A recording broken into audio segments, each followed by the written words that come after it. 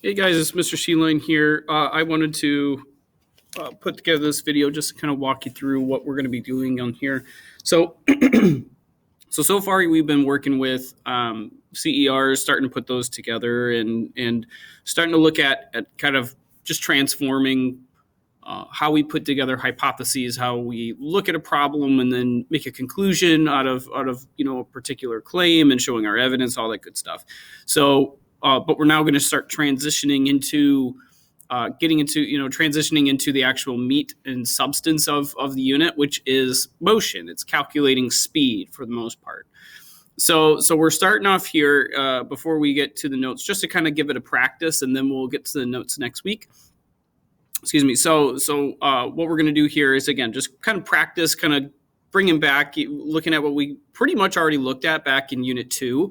That little section in Unit 2 where we were doing algebra problems, that's where we're going to start this now. So that's what we're doing here. We're going to get an idea of what speed is, how we measure it, and how we can calculate it. Okay. So as it says here, yesterday we looked at a video of a car crash and asked what makes one car crash worse than another. Many of you responded, yeah. So it's typically speed, but not just speed. It's force. There's a number of different things that can alter a car crash, especially like what makes it worse, what makes it not so worse.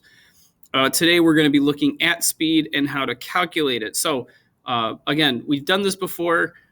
We saw this back in Unit 2. Again, when we did that, like these units, how this is set up, we've already done this. Now, we've only done that in the math sense. But here we're going to make sure that we include all the proper units that we need to include. And I just realized that I can't have this on presentation mode if I need to type it all in. So I'm going to back out real quick here. Okay. So this first one, what we're going to do here is on this first part here, I'm going to walk through with you, what we're expecting of you guys to complete here and what we hope. I'm going to go full screen as well. And what we want to see you guys put down, because again, it's the biggest, and like I said in that section in Unit 2, it's like 2.1. The biggest thing and the biggest concern, the most important thing that you have to do is it's not so much of knowing what to do mathematically. It's the steps before it. It's identifying the variables, knowing which variable goes with which symbol, to know which variable goes where in an equation. Because if you don't know that, then your equation is basically useless. Okay, your formula is useless.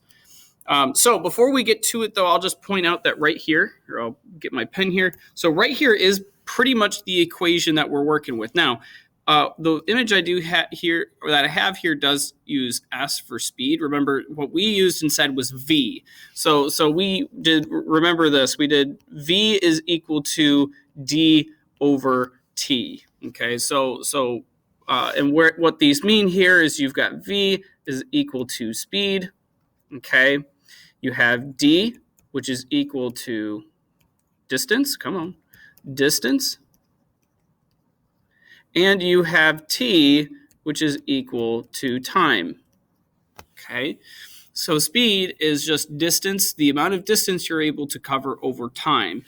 And then usually these are the units that we associate this. So speed gets the units of meters per second most of the time. They can also be feet per second. It can be miles per hour, or it could be kilometers per hour. Okay. And we'll be going over that. We'll be going through those, and especially in these examples here, you'll see those. But realistically speaking, we're just going to be keeping it, for the most part, just meters per second, keeping it nice and simple. Distance is usually in meters, or it's in kilometers, or it's in feet, or it's in inches, or it can be in centimeters. But typically, these are the two that we're going to be working with, if not almost pretty much exclusively with just meters. Okay, and then time is more or less just hours, and time is just hours and seconds, but almost exclusively just seconds. Okay, so that's what we're working with here. So let's go through these questions and let's kind of put this together. Okay, here, and I'm going to get rid of. There we go. Okay. So we've got this question here. So a car travels 100 meters in 20 seconds. What is the speed of the car? So like we kind of went over, again, what we kind of went over and what we did what we did in Unit 2, we first identified the variables. We wrote down the variables. So we're going to do that here. So a car travels 100 meters. Well, the 100 meters is your distance. So you're going to write D.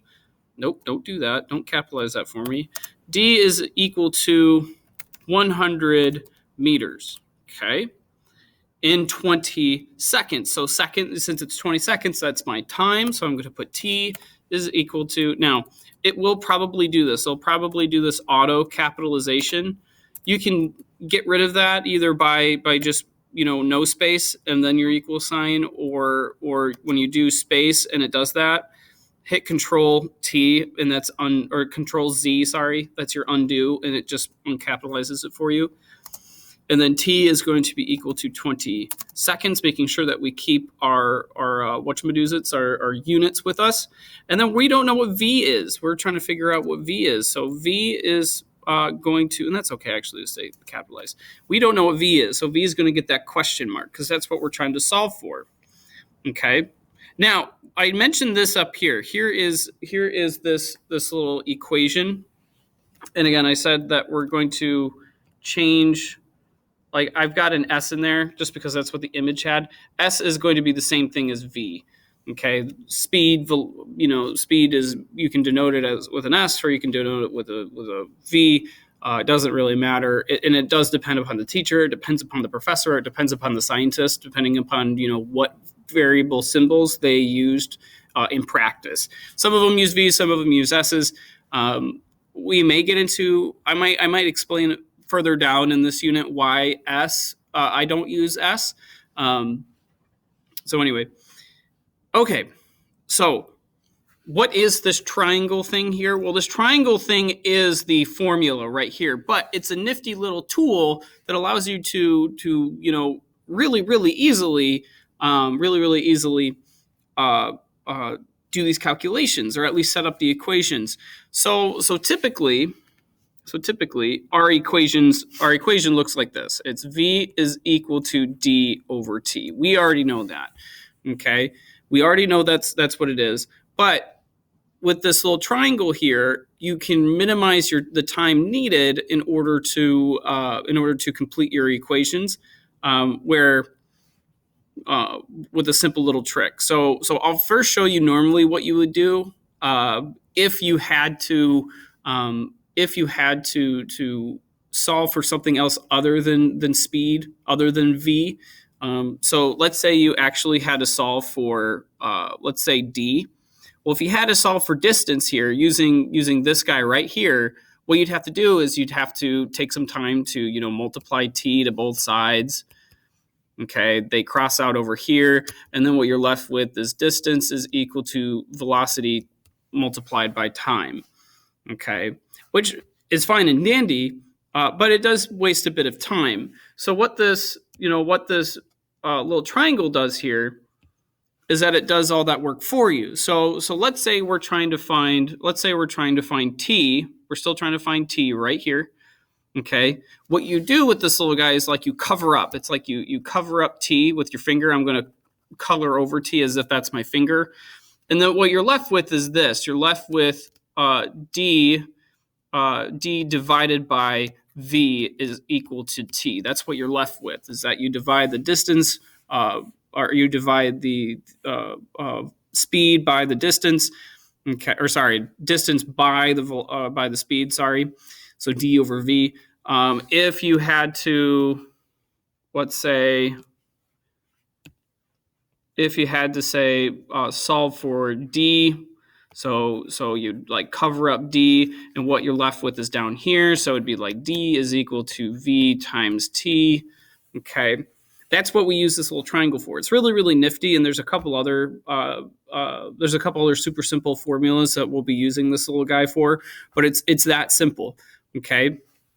And then it even works for the old classic, just normal one, where it's like, well, if you need to find V over here, cover it up, and then it's going to be D. It's going to be D over T, okay? So it's to help you. It's to help you. It's to help you, do the math really quickly and to help you along the way when doing these problems. So now that we've kind of established that, let's then write down our formula for this one. So we're looking for V, like we've got right here. We're looking for V. So what we're going to do is we're going to pop it in. Okay, we're going to say, well, V is equal to, it'll be D over T. Okay, just use that slash button. That's what we use for division. Then we're going to plug in the numbers here. So then it's going to be V is equal to, and then 100 divided by 20. And then we would pop that into the calculator. Okay, and what we would find here, if I can get my calculator, if I have a calculator. I think I may have deleted this actually. Yeah, it looks like yep, I deleted it, so that kind of stinks. So anyway, but 100, we all know though that 100 divided by 20 is going to be 5. Okay. Now, but like I said before, we didn't really have to worry about, we really did not have to worry about units. Now we have to worry about units. Okay, because the units tell us what we're searching for, what we're finding the solution for, what we need to know. So the number 5 doesn't mean anything unless we associate some kind of unit to it. And in this case, since we're looking for speed, well, the units for speed are meters per second. Okay. Now, real quick, the way we would know it's meters per second is because over here, 100 meters. It's 100 meters, 20 seconds. Okay. So when you divide the 100 by the 20 and you get 5, you still keep the meters in the seconds. So your units are meters in seconds. Okay. So let's just kind of continue to look at this and try this out, maybe even switch it up a little bit. So Brennan rides his bike at a speed of 2 meters per second over a distance of 50 meters. How long did this take? Okay. So he's going to ride at a speed of this, 2 meters per second. So we've got V already. So we got V is equal to 2 meters per second. Okay. At a distance, so D, don't you capitalize. D, which is 50 meters.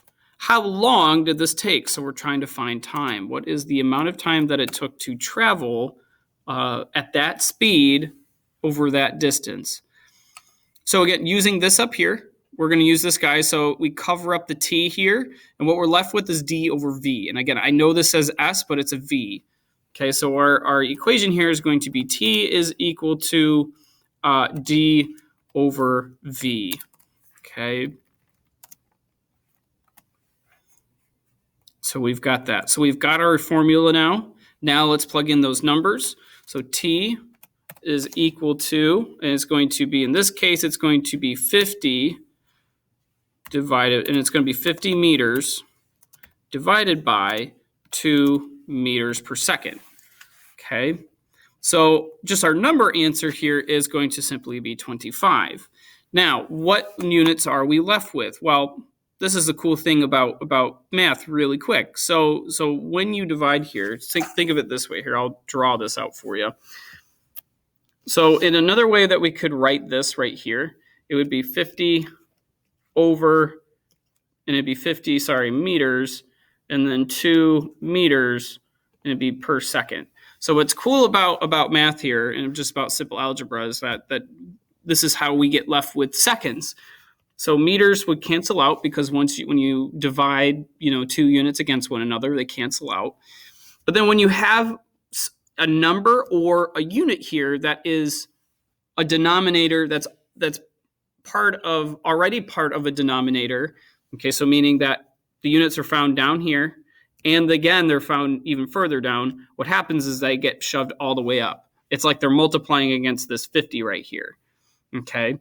And then the units we're left with are seconds, okay? So that's how we end up with seconds for our units here, okay? And then we would put seconds right there. Now, the other way you could know it's seconds is the fact that it's meters per second. There are meters, and you should expect, it should just be, almost reflex that well, we began with seconds. We should, there's seconds as part of the units in the beginning. We should have seconds in the end as well. Okay, so Eamon rides his scooter at a speed of 1.5 meters per second for 60 seconds. How far did he go? So looks like here we've got speed, and speed is going to be 1.5 meters per second. Meters per second. We also have time because it says 60 seconds. So time is going to be equal to 60 seconds. Okay.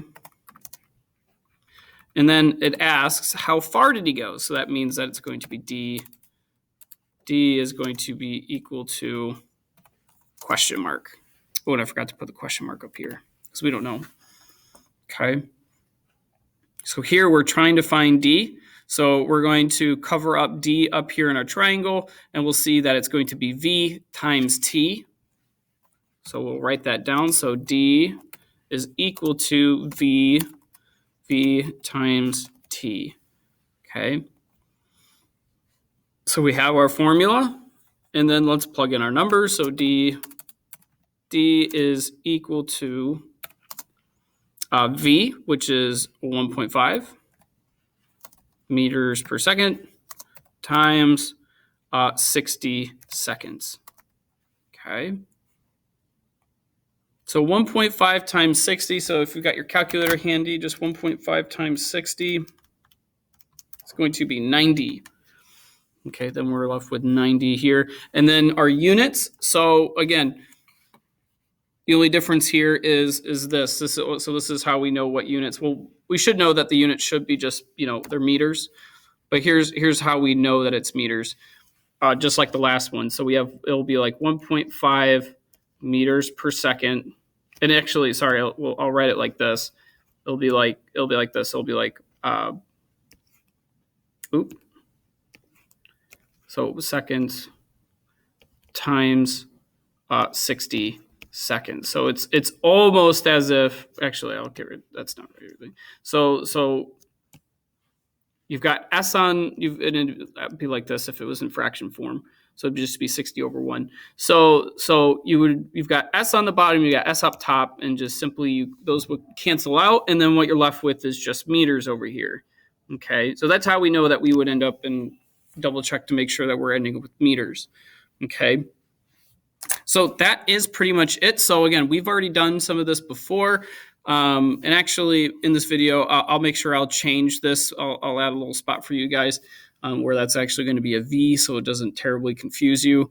But anyway, that is the video here. So what we're looking for is you to identify the variables like we did right here. So tell me what we have, associate them with the correct variables.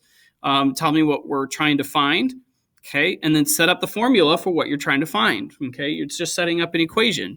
You need to find V, well, set it up that V is equal to whatever it needs to be. You're finding T, we'll set it up. And then after you've got it set up, then plug in your numbers, use a calculator to then solve, plot in your answer here, like your number answer, and then plot in your units over here. Okay, so and you'll be doing that on the second page, which looks like this. So you've got, So you've got 1, 2, 3, 4 problems here to practice with, just to kind of get a feeling for it. We'll come back and we're going to actually kind of delve into this on Monday when we start the notes, and you'll have better, or at least you'll have it written down and see exactly, and a little bit more practice as to what's going on in motion. Why is it that we calculate speed? Why is it that how is it meters? How is it seconds? Why is it meters per second? All that good stuff. So anyway, if you guys still have any questions for me, make sure you get a hold of me on Remind, Google Classroom, email, however you need to get a hold of me. If not, then I will see you in the next one.